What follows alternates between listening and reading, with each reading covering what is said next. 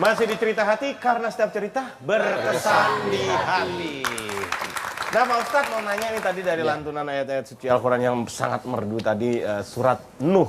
Subhanallah. Ya itu menceritakan apa Pak Ustadz? Pertama bicara tentang penciptaan alam ya, bahwa ada langit dan bumi diciptakan semuanya, ada komar, ada matahari, ada bulan, itu semuanya menjadi pertanda bahwa inilah sebenarnya untuk meyakini keyakinan kita. Tidak ada alasan untuk kita tidak beriman kepada Allah, karena sebetulnya orang itu secara keimanan tidak bisa dia mengingkari. Orang sekafir apapun kalau ditanya siapa yang menciptakan langit dan bumi, dia tidak akan mengatakan ini ciptaan bapak saya. Pasti menyatakan dia, ya Allah. Bahkan kalau petani ditanya bagaimana siapa yang menumbuhkan tanaman, dia sebut Allah. Petani tidak akan nanam padi terus ditarik setiap hari biar cepat ini kan enggak juga. Nah itu pertama. Yang kedua juga perjalanan bagaimana Nabi Nuh alaihissalam berdakwah. Nabi Nuh ini punya pembelajaran yang luar biasa karena berdakwah sekian lama, tetapi yang masuk, yang ikut hanya sebagian. Ini juga pembelajaran, kita nggak usah terlalu putus asa kalau kenyataan itu beda dengan harapan kita. Ya karena Allah tahu yang terbaik, dan di balik itu ternyata Nabi Nuh itu punya kejayaan. Kenapa? Karena kadang-kadang Nabi Nuh dengan kesabarannya itu ternyata Nabi Nuh bisa selamat dengan sesuatu yang kayaknya nggak masuk akal. Karena kalau dihitung-hitung mungkin banyak orang yang sarjana ekonomi tetapi suksesnya bukan karena ekonomi, malah di stand up komedi. Jadi, ada yang dulu di Medan dia nobody, sekarang jadi somebody. Itu ada di Medan dulu nggak ada yang kenal sama sekali. Itu orang dulu cuma dosen di Jogja gitu, sekarang sering masuk TV. Ada gitu juga. Ordernya banyak. TV manapun. Syuting ditinggal. Disuruh cepet-cepet, mau pergi lagi. Mica mungkin ada. Terakhir tentang pentingnya doa.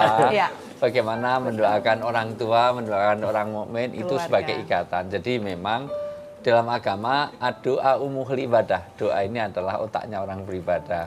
Kelemahan dunia sekarang ini karena jarang sekali ada pemimpin yang mendoakan rakyatnya, rakyat yang mendoakan pemimpinnya.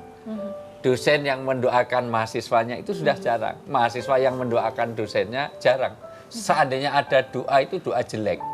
Mudah-mudahan pemimpinnya segera stroke misalnya gitu. Mudah-mudahan dosennya nggak datang, ini dosennya ya itu ada juga gitu. Jadi ikatan doa itu menjadi penting. Maka tadi dikatakan di akhir itu supaya orang itu mendoakan orang tua, mendoakan orang mukmin, orang-orang yang berbaik di antara kita. Itu kandungannya cukup syarat dengan 28 tadi terakhir ya. Ya. Nah keutamaan kita menjadi hafiz itu apa Pak? Pertama jelas itu akan memberi ketentraman dan selalu dinaungi malaikat, menjadi syafaat di hari kiamat, meningkatkan derajat di surga nanti. Jadi sejauh mana Anda menghafal Quran, melafadzkannya, maka nanti tingginya surga itu juga setinggi insya Allah seperti Sabrina ini jauh lebih tinggi daripada yang sebelahnya. Iya gimana mau jauh itu cuma kulhu ina ya di bawah sana gitu. Terus dan apa yang diberikan talenta yang diberikan kepada Babe dan juga kepada Sabrina untuk kemudian lebih mudah lancar menghafalkan Al-Quran juga kan ciptaan dari Allah. Betul. Ya, Wi, ya? Makanya harus disyukuri karena masing-masing nyatanya semua orang itu punya satu talenta masing-masing. Bahwa yang penting semuanya nafi'un li ghairihi. Semuanya harus memberi kemanfaatan.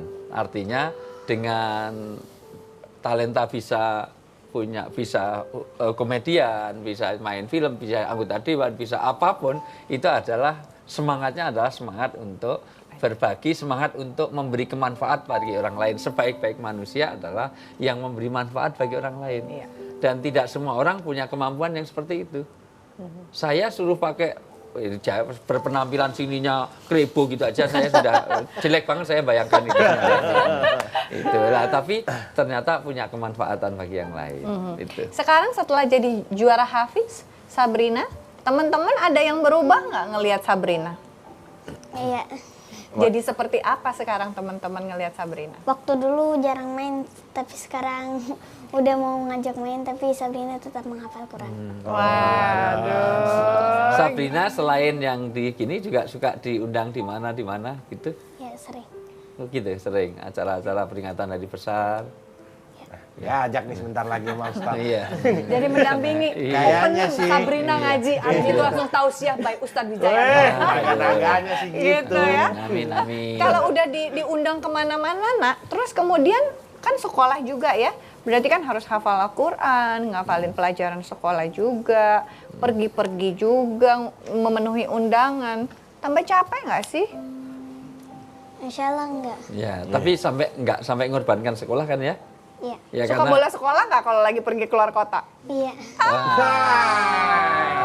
Itu juga jadi catatan karena dulu zaman ada dai-dai kecil gitu Iya, dai dulu, cilik. itu banyak tereksploitasi sehingga ada side effect yang nggak baik. Dia kadang-kadang ceramah itu sehari 3-4 tempat bukan karena fisik tetapi menjadi komersialisasi dari orang tuanya. Jadi tolong nanti jadi catatan. Jadi kalau Gabe mau setiap hari itu silakan. Emang Tapi udah kalau- diusir sama orang tuanya. Iya. Pulang Tapi- lu mau ngapain pulang gitu ya? Tapi untuk Sabrina mudah-mudahan itu lancar di sekolahnya, lancar di hafalannya, lancar untuk kemanfaatannya. Masih suka tanya sama Sabrina kan ya, mau diterima nggak ini undangan apa enggak gitu kali ya sayang ya? Iya. Nah, kalau Sabrina nggak mau, nggak diterima boleh kan? Atau harus terima juga sayang? Iya harus diterima. Oh harus diterima ya. Undangan kebaikan memang harus diterima ya Nak ya. Tapi jangan lupain sekolah gitu maksudnya Wi ya. Iya. Oke nanti kita akan lanjutkan lagi setelah yang satu ini tetap bersama kami di Cerita Hati. Karena siap cerita. Berkesan di hati.